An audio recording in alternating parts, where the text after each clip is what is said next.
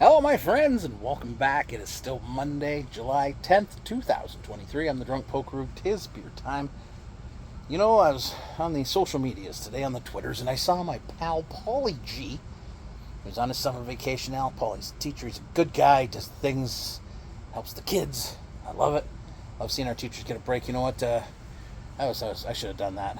I wanted to become a teacher at one point. Anyways, this is going to go on too long.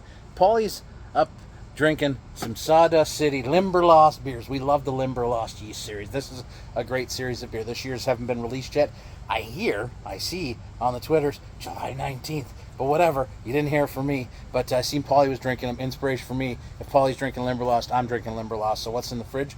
Limberlost Wild IPA from last year's, 6%. So this is a blend of 2-year-old IPA aged in oak puncheons with the unique Limberlost strain, made with a fresh IPA straight from the fermenter. They dry hopped it with Nelson Sauvin Sabro and Elixir hopped and aged it for 2 more weeks. So it's like a sour, because Limberlost is this really amazing funky yeast that they use, and it makes some of the most incredible funky beers you've ever had. Now this has been aging for an additional year. I had it in June of last year, so it's been sitting for another year in my cellar. It's been in the fridge for the last couple weeks because I figured me and Paulie were going to have some Limberlost at some point soon.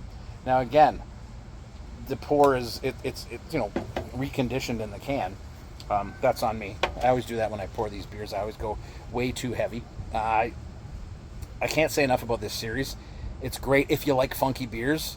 This is where you want to go. So if there's a new set of the funk beers coming out, I do have the Crike, and there's another one I have too. I think I have like 3 or 4 different kinds of Limberlost, but let's get into this one because I don't know. It's the first one I saw. Paulie and I haven't been able to get together and have a beer, so this is virtual beers. Cheers, my friend.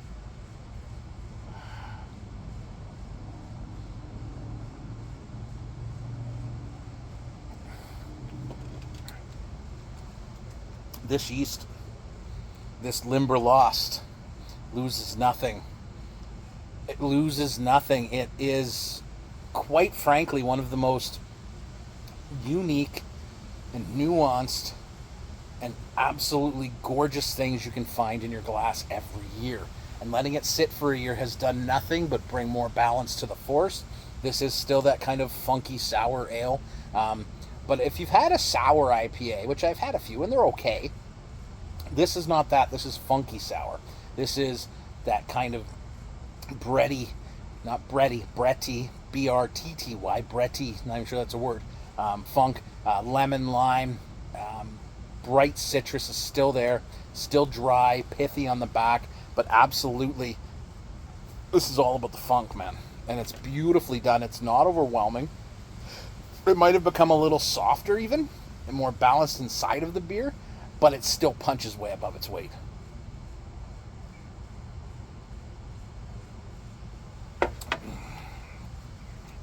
There are hints of that oak.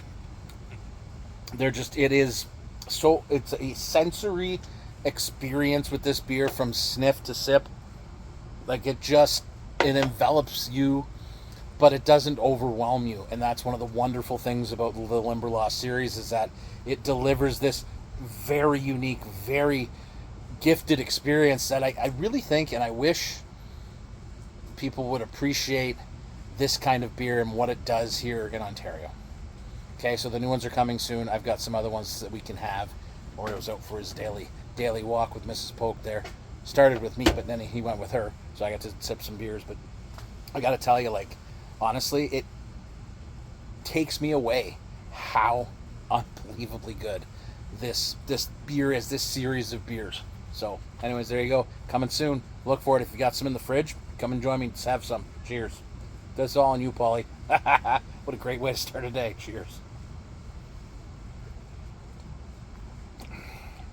It's my last one of this one, but I have some of the others still left, so it's going to be Limberlost all week long, baby.